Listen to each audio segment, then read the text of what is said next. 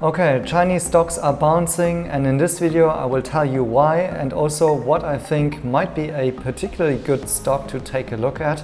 And so first, it is actually the state media which is issuing some reports now actually telling investors to buy the dip. Systemic risk, and the Securities Daily is arguing that the Chinese economy is sound, so there shouldn't be any problem. State media has also been interestingly offering some investment tips, saying that people should put their money in new energy, high-end manufacturing like semiconductors. So this is completely in line with what I've mentioned in my last video about this economist who is basically outlining what is the new strategy of the government, right? And now with the news from official state media or some of those agencies around stocks and so on, this puts some heavy weight on that, and also it kind of resolves some of the fear by institutional investors. So that's why yesterday we already saw a big spike, and it possibly continues because there is actually more good news. And this one had to do with, thanks to Kevin for posting this in our Patreon community, that China will still allow IPOs in the United States. But the most important bit in here, I think, in my views, that not only these Chinese companies may still go and do a public IPO in the US as long as they meet the listing requirements, but also it has said that the cross-border stock listings can also occur via this variable interest entities or the VIE structure.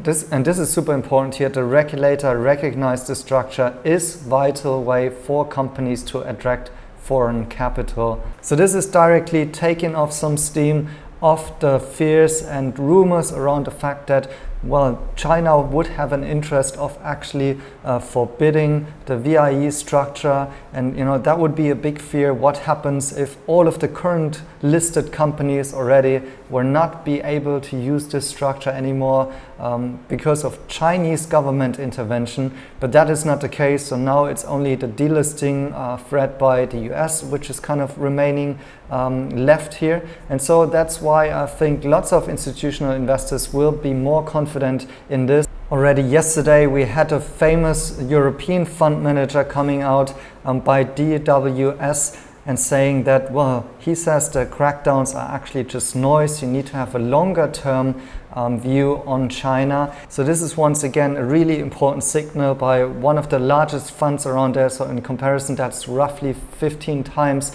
ARK Invest there. And so this is actually, I think, the long-term picture that is still intact here. And if you look around, yes, there are those who are selling off because there's too much fear to them and some risks which they cannot manage, or maybe uncertainty around it, or not enough education or insight and in-depth information about what's really going on in China. And so they don't know how to deal with those kind of speculations and news coming out of China. But there are clearly also other ones, for instance here. Especially when it comes to tech. So the moves emanating out of China over the past 2 weeks, has that changed your view at all? Well, it's really interesting. It may be surprising to hear me say that. Actually, I think what's happening is a good thing, because what the Chinese government is now doing is cracking down on the big companies that dominate various sectors at the exclusion of smaller companies. So the regulatory crackdown is probably in the long run going to be good for the Chinese market, because these companies are not going to get dominant in particular fields, and they will allow other companies to come up. So there'll be very interesting pickings in the smaller and medium-sized companies. So I don't see this as necessarily a very, very big negative. And I realize that the uncertainty of further crackdowns in certain areas is a problem. But in the longer run, it's probably a good thing. So, Mark, would you be putting money to work right now in China? Yes, we have money at work right now in China. We will continue to look at China. Of course, India is our biggest allocation now, but China is second largest. And we think there's going to be great opportunities in China. And of course, this downturn provides buying opportunities in certain areas. Mark, what are those certain areas? What exactly would you be buying right now? Well, it would be in the tech sector, not the big companies, but the smaller companies where the crackdown is having a beneficial impact on them, where they're going to have room to grow and not be dominated by the Tencents or the Alibabas of this world. So it's going to be very interesting the way this works out. So, Mark, I hear what you're saying. So, okay, so you crack down on the big dominant guys. Therefore, there's more room for the smaller guys to move up. But isn't your investment naturally going to be capped if those smaller, mid-sized companies can't grow to the size of, say, what an Alibaba and Tencent was?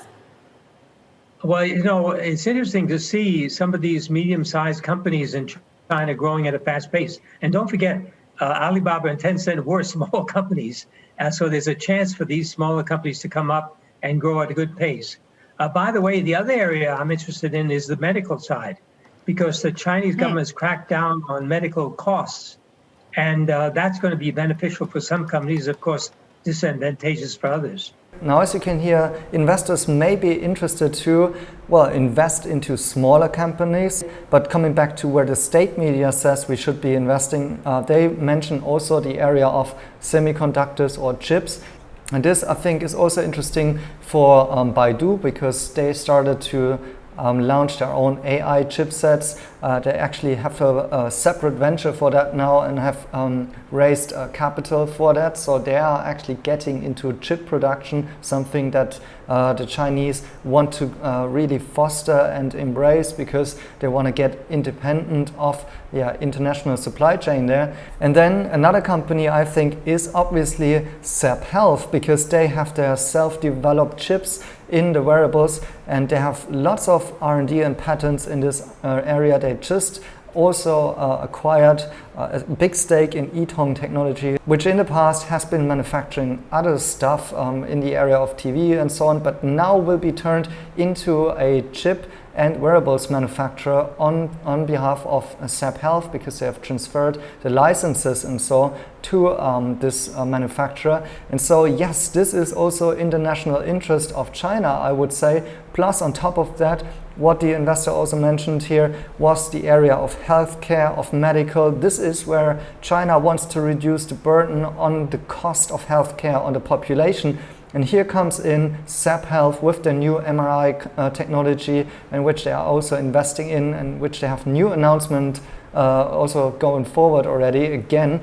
Plus, on top of that, a really big news around Zepp Health, and I couldn't be more happy to hear that, is that Zepp Health is now officially going into insurance. So the news is, and I posted this to my patrons a couple of days ago, Zepp Health partners with Ergo China Life Insurance to launch a serious illness insurance based on smart wearable technologies. It is said that both companies will work together to create a health insurance product, which is an intersect between smart wearables technology and health insurance. This aligns with the national strategy of promoting a healthy China, with the goal of improving the quality of the general public and the quality of health insurance in general. And the insurance will be based on big data that smart wearables collect from users. The data security is treated seriously by both companies with full user authorization. And with this insurance, both Zepp Health and Ergo China Life Insurance will work hand in hand in multiple sectors, including health monitoring, early warning technology, customer behavior analysis, group customer health management, and visualized remote training. And that's the core asset of Zepp Health. They have accumulated large amounts of smart algorithms and health data from smart wearables in China. That was always my investment thesis, because they have the most wearables, because they are one of the companies with the most wearables out there. So also with the best sensors that are collecting most of the data. And it seems that Ergo Life now has kind of found interest in that. And that is, in my point of view, a world first. I don't know other companies already in the West who are doing that. So once again, China is here leapfrogging or leading the way, and it should be in the national interest as well. And as outlined before in my investment thesis, Zepp has collected all of this data and is now seemingly making use of that. And let me tell you this, I mean, this is a German-based insurer, so it's not like you walk into their offices and you go away and have a contract in your hands. This is really a massive breakthrough in my point of view, and possibly not recognized by the markets yet, of course, because actually I think this is finally the call for a revaluation of SAP Health. This tells me that they are much more than just a health manufacturer or health wearables manufacturer. Now they are starting to both execute on the software side, building their own SAP OS. They have now also launched officially the MRI technology, which will help to reduce cost in the industrial medical care area. And then now this big news about the insurance, this tells me really that the management is actually executing on those prospects. And so I think now is really kind of the time to accumulate their stock. It's beaten down because of all of this issues with Chinese stocks, but the fundamentals are clearly changing, and the management is clearly also executing on their vision and what they have been saying before. Will this change the views of Wall Street in a short term? I don't know. Maybe there is still too much noise around Chinese stocks. Maybe they want to wait until the first real revenues are coming in. Maybe they need an official announcement during the investors call. I don't know. I cannot say at what timing this will actually be implemented or showing in the SAP Health stock. But if you ask me, and that's not an investment advice, but that's something that I'm personally going to do, is obviously holding onto my SAP Health stock, but also adding to it in call options and possibly also in common stock there. But of course, I am biased. I am a holder of the company stock so far. My average is around $11. So make your own decisions on that. But I can only give you the news here, and you need to make sense of it. And whether or not you deem this as an interesting investment, it's up to you. But I think in general, this is really positive news in my point of view. I'm really happy about that. And I think that SAP Health as well as NEO are really aligning well with the new government strategy there. And it seems like much work also being done now around the topic of instilling investor confidence again. So let me know what you think about all of this in the comments. Please smash a like, and then see you in the next one.